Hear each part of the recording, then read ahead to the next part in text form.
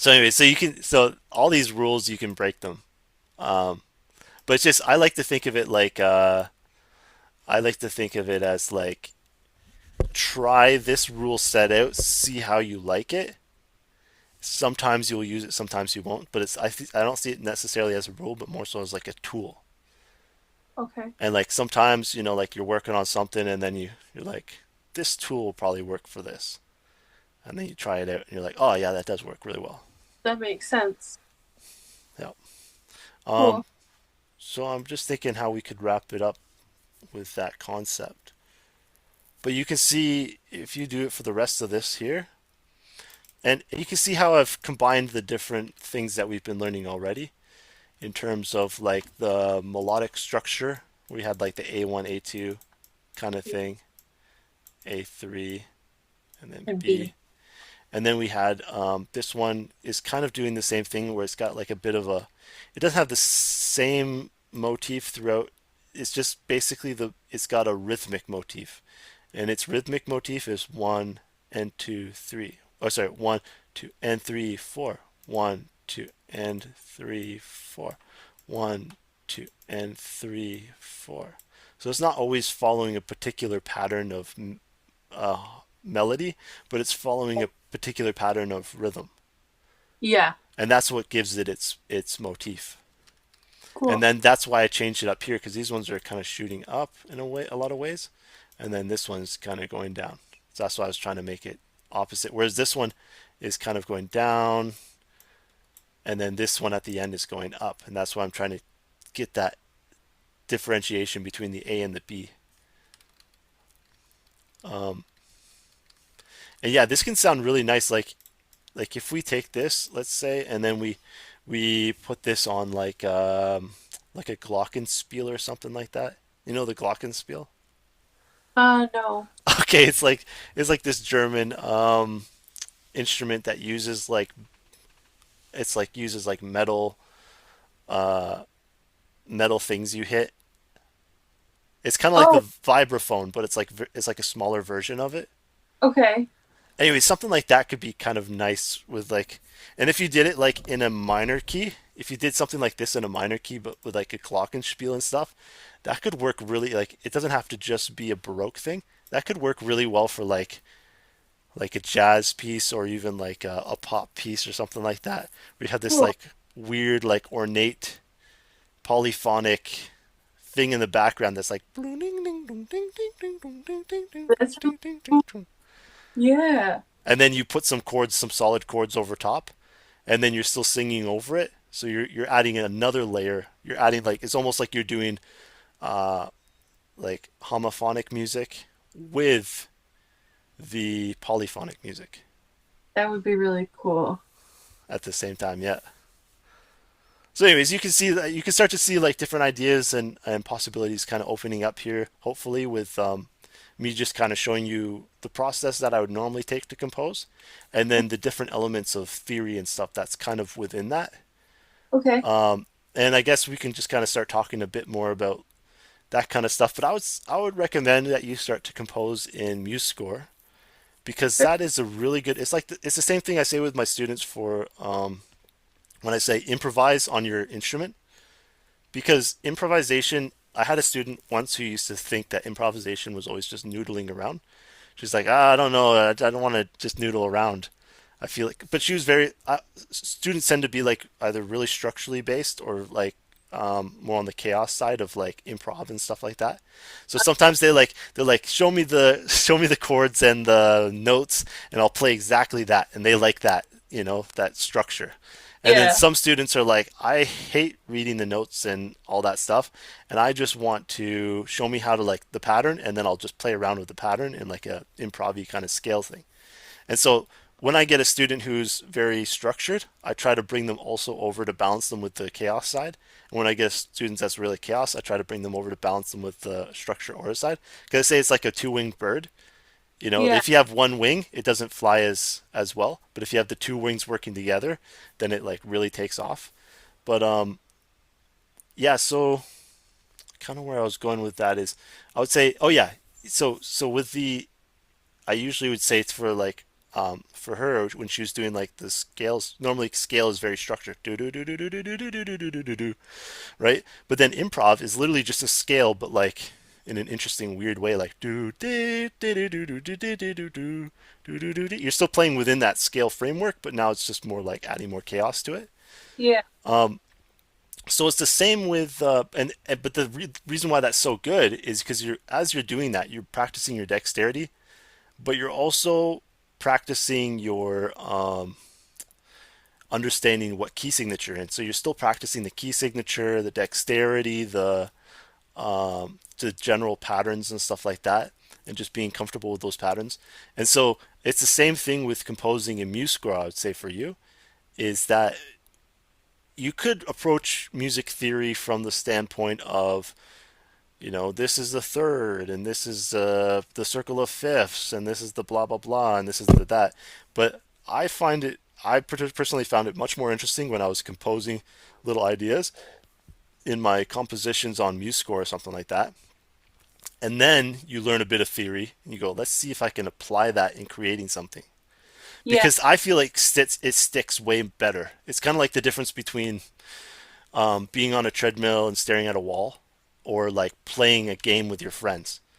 Like Yeah. it's still cardio, but it's just like one is you're staring at a wall just going at a steady pace, and the other one is like you're like hidden behind like a hay bale or something for a bit because they haven't spotted you yet, and then they see you run quick, and then they dodge out of the way, and then, or whatever, they get caught up with something else, and then you can kind of like catch your breath. It's way more dynamic. There's way more things going on. There's way more thought processes, and so in that way I think it's much more healthy for the brain in that you're kind of accessing it from different perspectives. And that's what I would say is composition or improv, as opposed to just studying. Because I think a lot of people, when they study composition and theory and stuff, they'll just, and this is what I used to do back in the day too, they just have the book and they'd be like, here's this concept. And a lot of times they would go in one ear out the other, because if you're not applying it, like, what's the point? It's kind of like people in school when they learn some math thing, and that's the last they'll ever use it for the rest of their life. Yeah. They never think about that thing again, right? But if it's Right. like you're doing something, you're building something, and then they say, "Oh, we need this formula to finish our project that we're building." Now Yeah. they're really going to remember it because they're like, "This is I can see why I need this. I can see why it's useful." That's really very true. Yep. And I will have to think about how to apply this a little bit.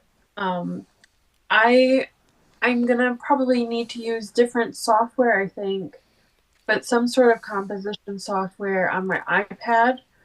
Um, like I don't have I have a desktop, but it's not set up, and it's gonna take some effort to get me to get it set up. Um, I would recommend not doing it on a tablet or a phone because I tried to do that. It's much easier with a cursor than it is with the fingers, I found. okay. Although, I mean, like, I still was able to do it, but I just found it was a little more annoying because I was just like, I don't know, there's just something about the fingers that just made it so much harder or something. Okay. But if that's maybe Fair. that was just because I normally do it on the screen, and then when I went to the phone, it was kind of like you don't like to learn new things kind of thing. You know what I mean? Like I want a new thing. I'm like, God, I wish I could just do it the way I'm used to. Yeah. So I don't I'm know. Try it out. with my desktop set up then, so that I can do composing that way. And it's gonna be a while before I can probably see what it looks like in GarageBand. So like truly apply it. But I feel like I'll be able to take what I'm learning from you and apply that, and then be thinking about that when I make music. And eventually it'll all come together. Yep, But exactly. I've got to save for a MacBook. Um, and that's going to take some time. It might be a year before I actually get there, but um, that's my goal. In that case, I would say just do it on the tablet. It's probably not that big of a deal. I was probably just whining about it because I'm used to the other way. Right on. Yeah. Yeah, I'm hoping to advance in technology, but we'll see. It could take some time. Well, the one thing actually I just realized that is really nice with on the computer is like when you can click here and then like let's say control click and then control C and you can copy and paste it like super easy. Stuff like that I think maybe is how the computer is easier in that way. Whereas I think maybe on doing that with your fingers on the tablet might be trickier because I don't know, maybe you might have to hold it down or I don't even know how that would work necessarily. Yeah. Maybe it would be fine, but I don't know. It just seems easier with the keyboard and everything. Yeah, I think with a keyboard setup and everything like that would be really good. I'm working towards that. But it'll be probably a little bit before I can like earn enough to afford the equipment. Yeah. A- But Another one you could do too is print off some sheet music paper. And even if you're just writing for the treble clef, you're just writing melodies. That's yeah, good practice too. Just like and and don't always try to sing it first because the your your melodies that you make up with your voice are going to be way more complex than what your hand is capable of writing initially. okay. So back in the day, I would like come up with some interesting melody, and I'd be like, how do I write that down? I'm like, this melody is too complex for me to write down currently. Okay, so instead I'd be like, okay, well, I'm gonna switch it around. I'm gonna go to my hand first, and I'm gonna say, okay, I can write with quarter notes and eighth notes. Like I'm very comfortable with quarter notes and eighth notes. So I'm gonna write a melody on the page first with quarter notes and eighth notes, and then kind of sing that back. So it's almost like the voice kind of came after. It was singing the melody that I'd written as opposed to me singing something and then trying to write it down. Interesting. Yeah. All Good, right. Any questions or good for thought. Thank you so much. you're welcome. We'll wrap it up there. Okay, sounds good. All right. Awesome. And have a nice week. Thank you, you too. Thank you so Thanks. All the much. best. Bye. Bye.